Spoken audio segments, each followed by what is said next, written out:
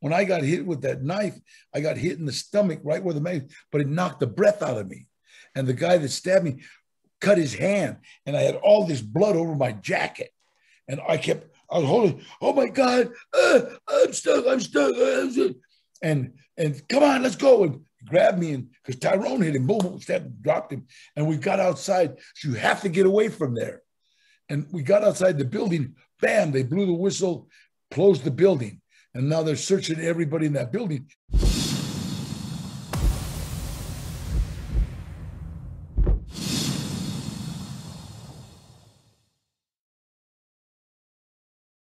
Okay, I am joined on the show today by Hollywood legend and author of this book, Trejo, My Life of Crime, Redemption, and Hollywood.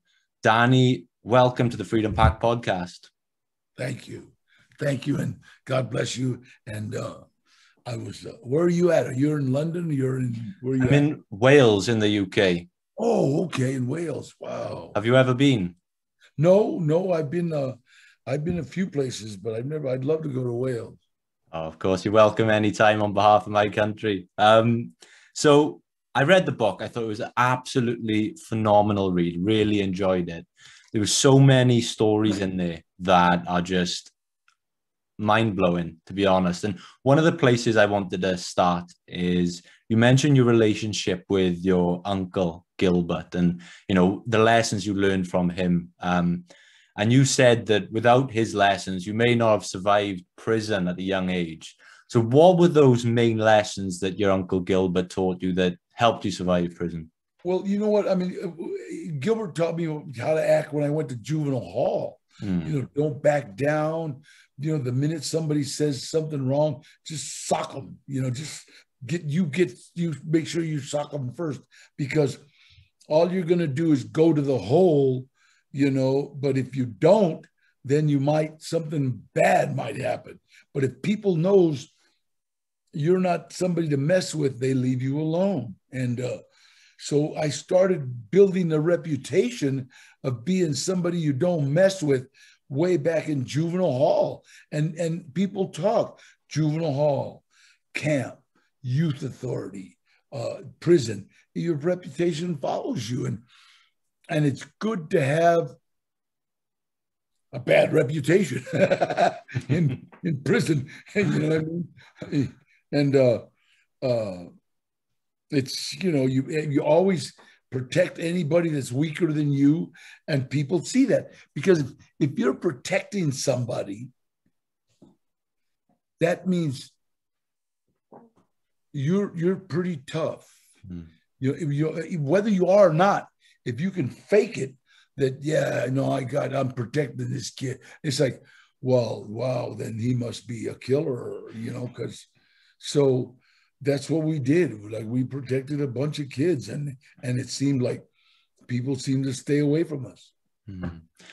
There was a bit of advice you gave at the start of the book on the power of turning fear into rage. You talked about this example of a mother, if the child is trapped under a car, she's going to flip the car. I wonder if there's any examples that turning fear into rage helped you throughout your life. Of my whole life. Well, my whole life. It's like, if people know especially in prison, if people know that you really believe that the bottom line to an argument is a murder, well, then they don't want to argue with you. You understand? Okay. And if you believe that in your heart, then it's like, you don't argue. It's like, you teachers, there is no such thing as I'm getting mad now. There is happy, sad, and rage. That's it, you know? And you can go from happy to rage or sad to rage, because there's no, I'm going to get mad. Because if I'm going to get mad at you, that probably means you're going to sneak up behind me and stab me in the back. So let's get this over with right away. You got to understand, prison is the most right now place there is.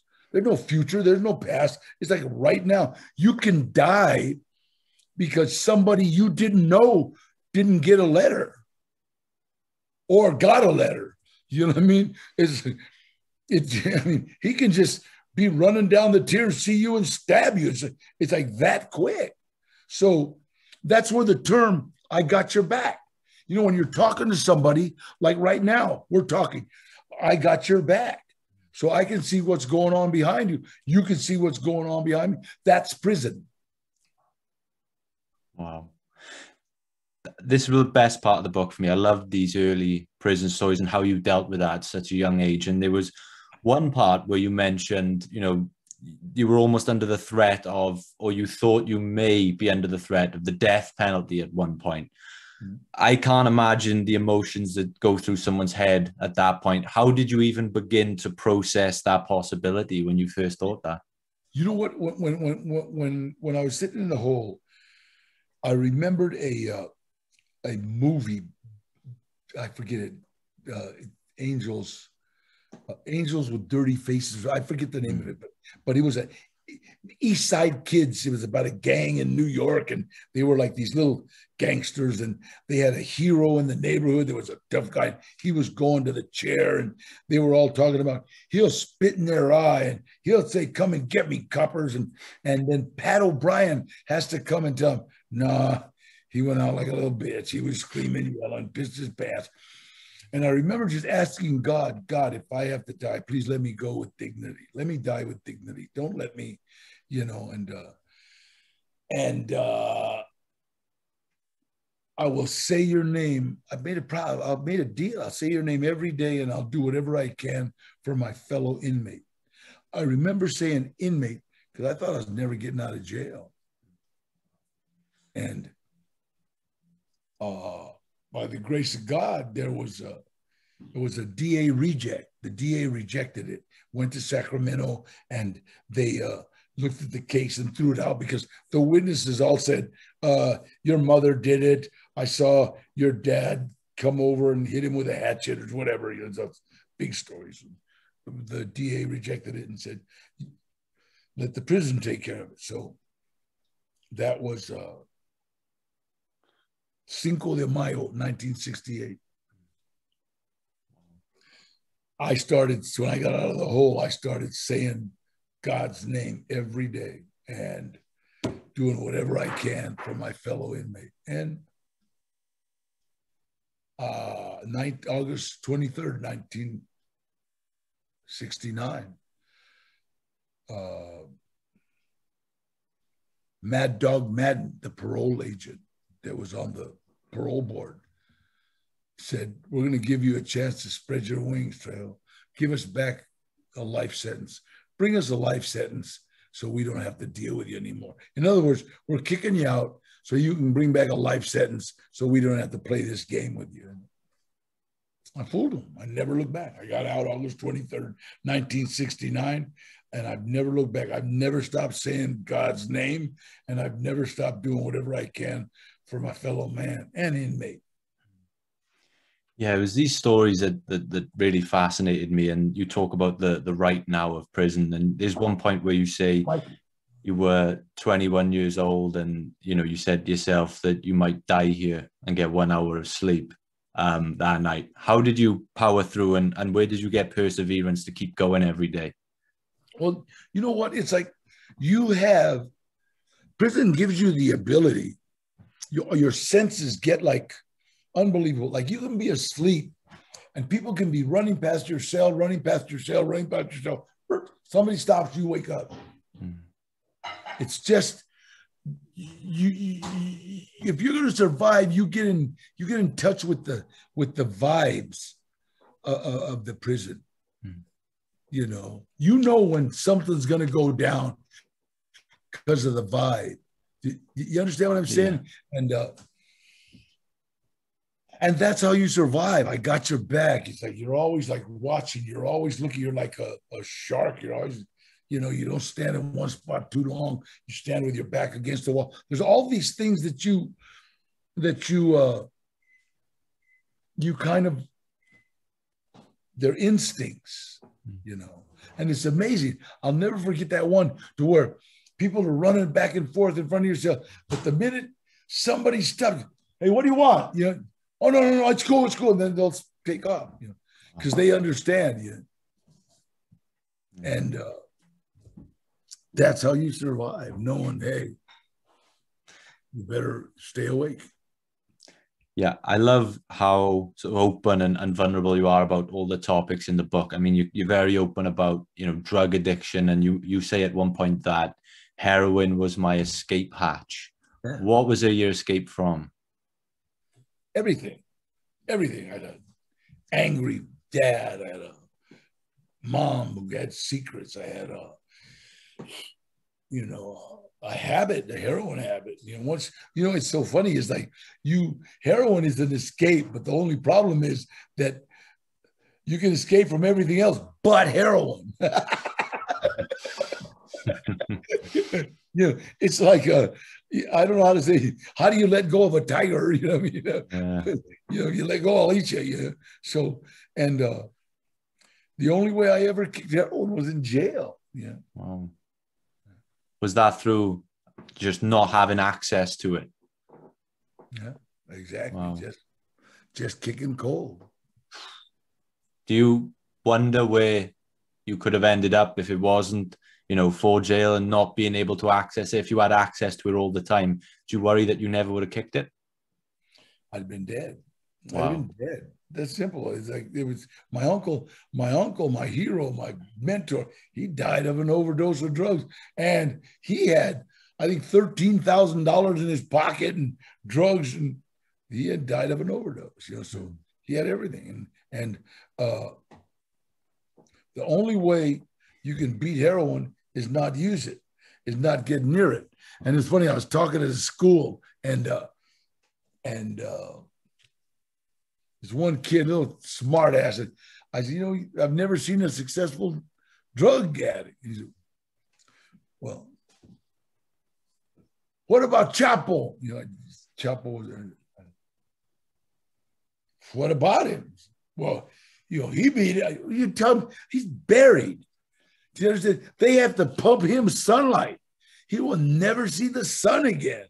I'd rather be dead. And then, well, somebody, Pablo, yeah, okay. They blew him apart. So it's like, I don't get all the money, all the fame, all the whatever. All you end up with is a habit, a bullet, and a cell to kick it in. That's it.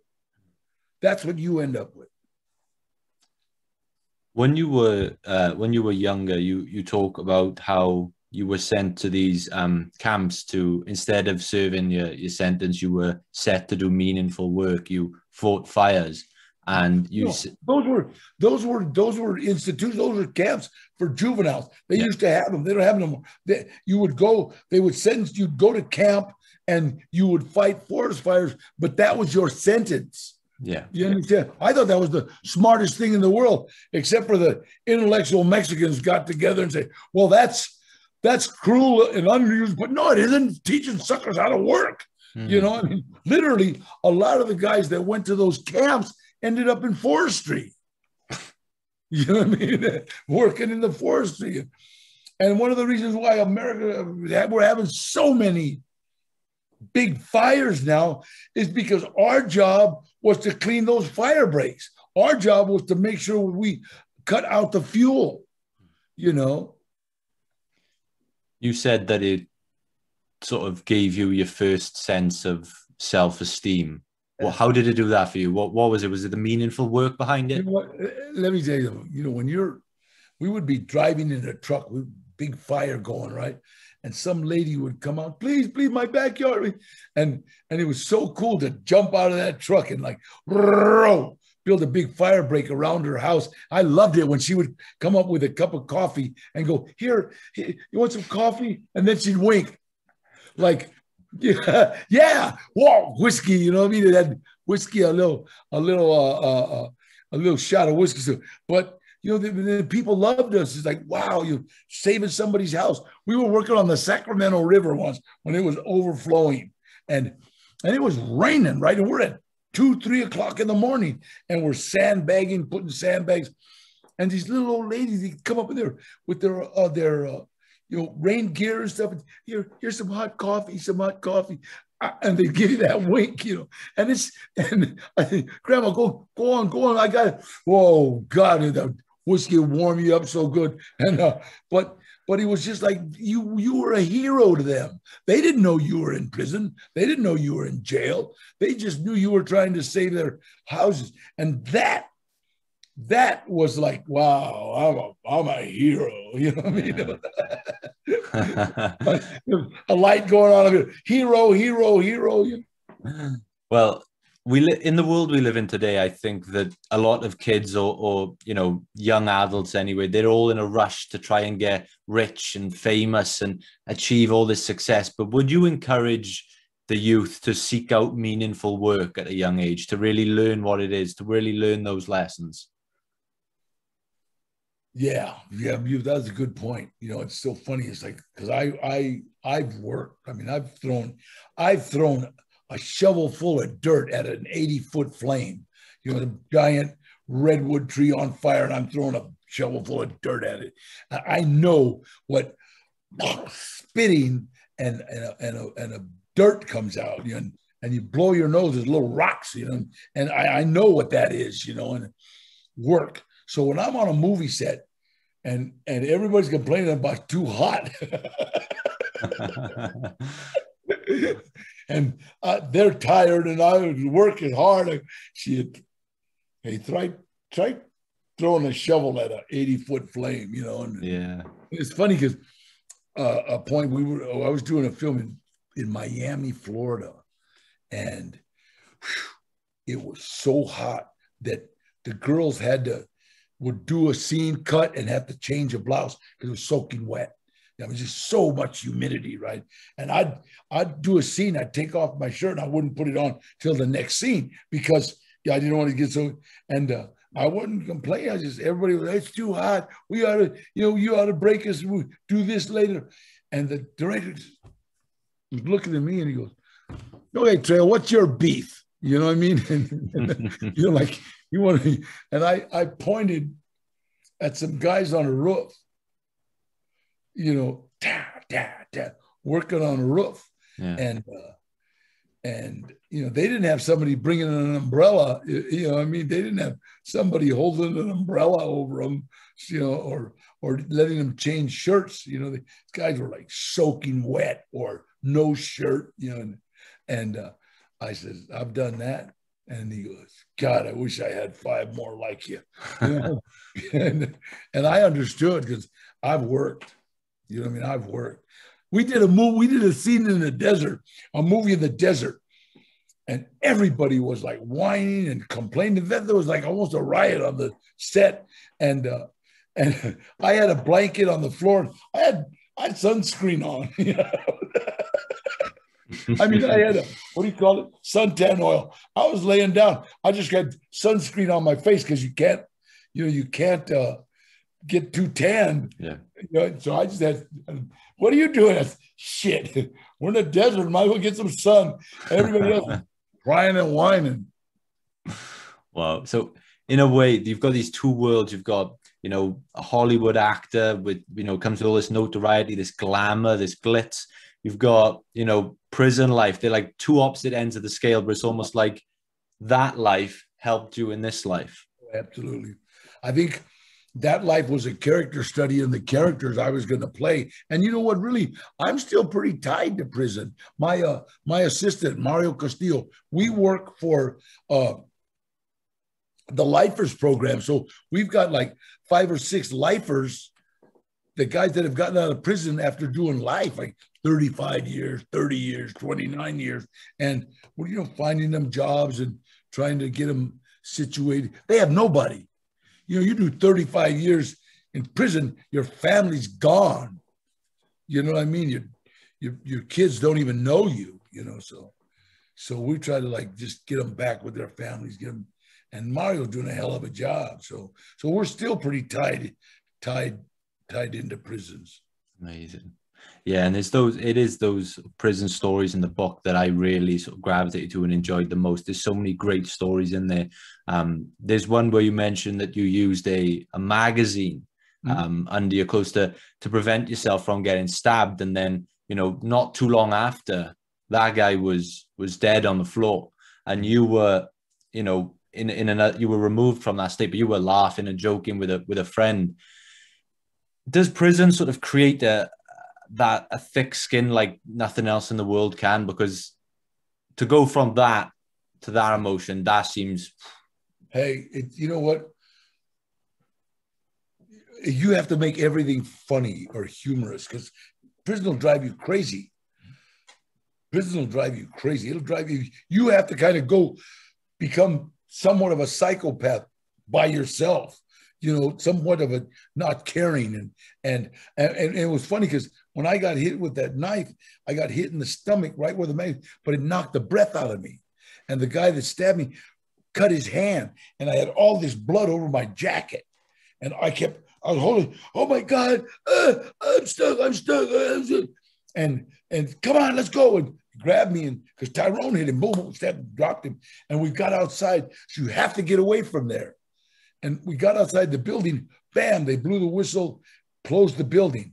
And now they're searching everybody in that building. And I took off, I didn't have no blood on me. And Tyrone started teasing me. Oh, they got me. And like a little girl, I was, shut up, punk. Well, we started laughing, right? Because I knew it. I mean, it's like, I thought I got stabbed, but I got the wind knocked out of me is what it was. Yeah, is these stories, and there's so many stories like this in the book, and this is why I encourage people to go out and buy the book and read these for themselves in great detail. I mean, you know, there's one part in the book where you talk about meeting Charles Manson in prison, and you said that he could have been a pro hypnotist. Like, these stories are unbelievable. What do you remember from that encounter? He was, you know, Charles Manson couldn't have done what he did anywhere else. Like, you pick a neighborhood in London, a bad neighborhood. He couldn't have gone to a bad neighborhood in London and got girls to do what he did. They'd have pimped him out.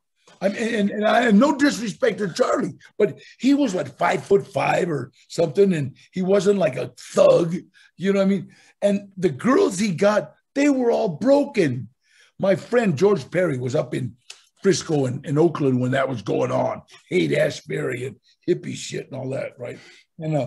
And he said these girls, they were all being used by the pimps and thugs in Haight-Ashbury and free love, but they were making money off. So Charlie came to got these broken girls that were looking for a daddy, and he had plenty of acid, so you know, so he had good game, you know, not, you know, but when we saw him on TV on those specials talking about, we'll kill himself, we thought it was funny. You're like, are you kidding? Let's slap this little bitch, you know, and so would most of the guys that we were in jail with. Because you got to understand, the toughest guy in prison is the guy with the most knives. If I've got 5 or 6 guys with knives, you're dead. And I'm not going to fight you. I mean, Mike Tyson, I talked to Mike Tyson. Mike Tyson said, shit, nobody care how tough you are in prison. He said, I'm the toughest guy in the world. 4 inches of steel will take care of me. You know, he knows it. We all... So, and that is the right now. So we got no bullies in prison. You know what I mean? Scariest thing in prison is a short Mexican in tennis shoes with a big knife, because he can stab you and run fast. Wow. And it's funny because people say, well, that's a cowardly act. No, it's a winning act. That's prison. So when you left prison, did you suffer any identity issues? What were the feelings? Were you thinking, who am I now? What do I do next? Because up to this point, I've been Danny Trejo, the criminal. Let me tell you something funny you asked, okay? Because when I got out of prison on a Saturday, I went to an AA meeting Saturday night. I stayed out till about 4 o'clock in the morning, and when I got home, I laid in my mom's house, and then about 12 o'clock, I was standing out in front of about 3:30, I was standing out in front of my mom's house, and I'm looking around in this neighborhood. Understand, I have robbed every house in this neighborhood. I've broken into every garage. I've stolen something, right? And Monday was trash day, and I had just taken out my mom's trash cans because they were then. This is 1969. All you had was a big tub. It was before recycling and all. You just put everything in a tub and pull it out, right? And I see this lady struggling to get her tub out, right? So I walked over to her. Her exact words were, "No me robas, Daddy. Don't rob me, Daddy." And I said, "Shut up, vieja." I went and I grabbed her trash can. I pulled it out. I walked to her backyard to get her other trash can. I could see it. And she never took her eyes off me because she knew I was going to break for that garage and steal her lawnmower, steal something I could sell. And I didn't. I grabbed her trash can and I pulled it out and I walked away. And I pulled it out and then I just walked away. When I was walking away, I was thinking, okay, that's all I can do to make my amends. I don't know how to say, I'm sorry for robbing your house, or beating up your kids or whatever, And I started taking out the old people's trash cans in my mom's neighborhood. And that's all I could do. I didn't know how to be a nice guy. Before I did that, before I made that deal with God, if you were on fire, I wouldn't piss on you unless you owed me money.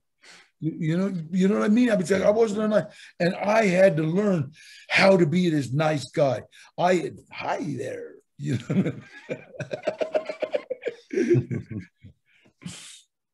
Wow. So when you left prison, there's that transition. We talked earlier about the worlds between, the Hollywood and the prison life. How did you even make that transition? And what did people say? Because you were Danny Trejo, the tough guy, and now you're mixing with Hollywood. You know what? I was out 17 years before I got into Hollywood. I got out in 1969. I was a gardener for a while.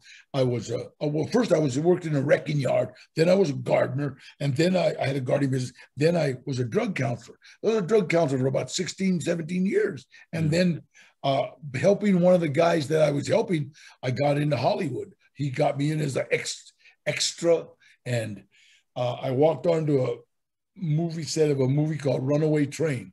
I ran into Eddie Bunker, and Eddie Bunker was a guy that I knew in prison, and he asked me if I was still boxing. I said, "Nah, I'm training."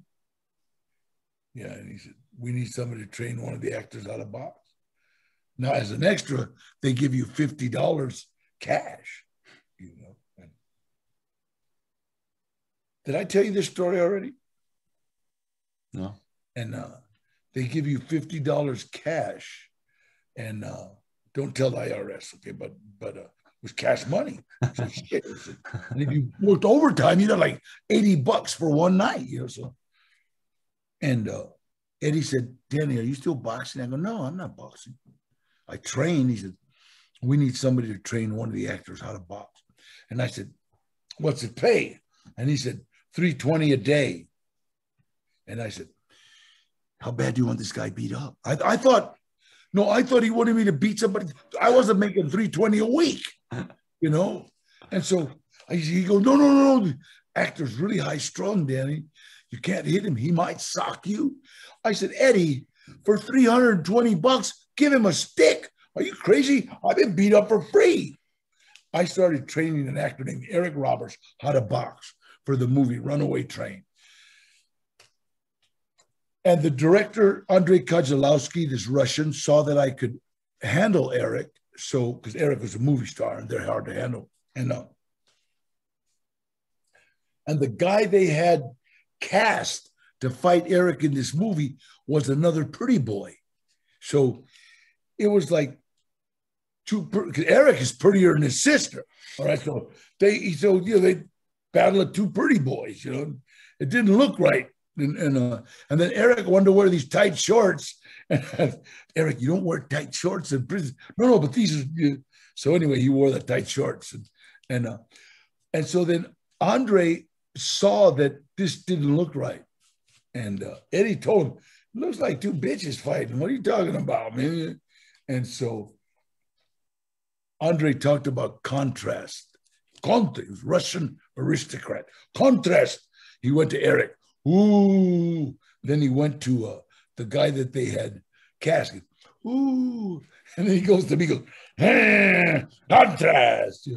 So I was contrast. So Eric chose me to fight him in the movie. And then Andre says, Danny, you fight Eric in movie, and you be my friend. Now, if you have a prison background, you don't like people saying, you be my friend. And because what does that mean? I got to shower with you, bitch? I mean, it's like, this is almost a pickup line. You know what I mean? And then he leans over and he kisses me on both cheeks and walks away, right? I looked at Eddie as, Eddie, I'm going to train that kid for $320 a day. But if I'm going to be kissing that old man, I want more money. And he goes, no, they're European. I didn't know Europeans kissed, So, but when I found out what Andre Kozlowski did for me, giving me a SAG card, I'd have kissed him in the mouth,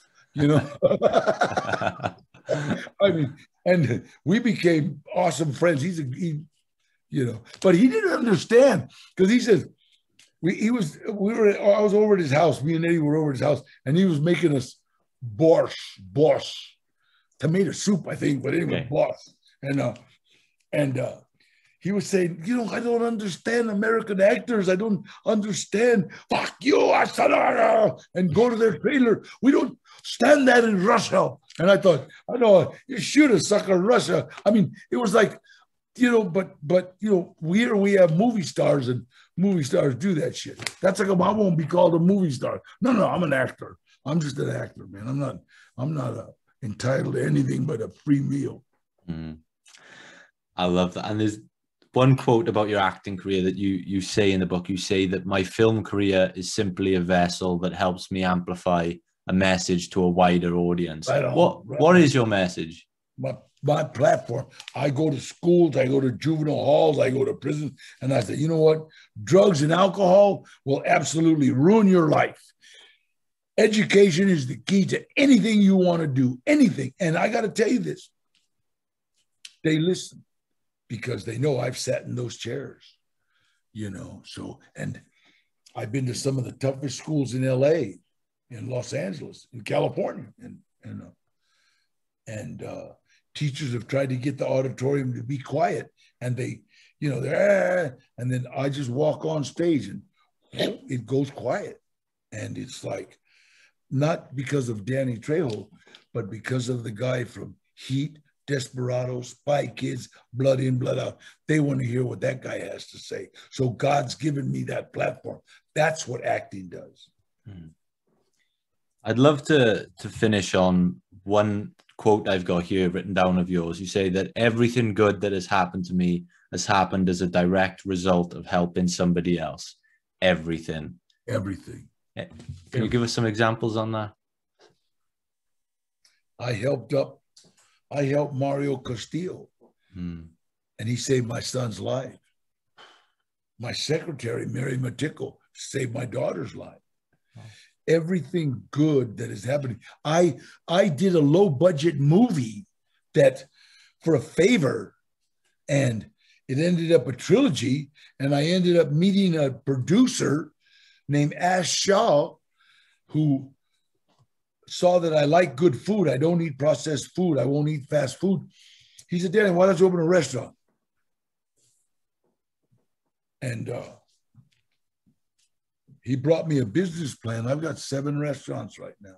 And if I wouldn't have done that favor, or listen to my agent, Gloria Hinojosa, I wouldn't be in the restaurant business right now. I helped a lady with her daughter who wanted to be a singer. So I started a record label, and I got look at this. Wait, hold on. Danny Trejo's Chicano Soul Shop. That's our first album. I'm getting ready to drop another one. I'm dropping a single with, right now, it's called If You Don't Mind. It's with Trish Toledo and Coda the Barber. And it's going to be dropped today or tomorrow, either today or tomorrow. And then I'm getting ready to drop another album with Trejo Music, Jasmine Torres, Tara New, Diana Gonzalez, and Trish Toledo, Baby Bash, who is awesome, and Frankie J. And I'm going to drop this other album, and we're like kicking ass. Amazing. Yeah. Oh. Amazing. So all these things came from helping people. Everything. Nothing. You know what? I don't know.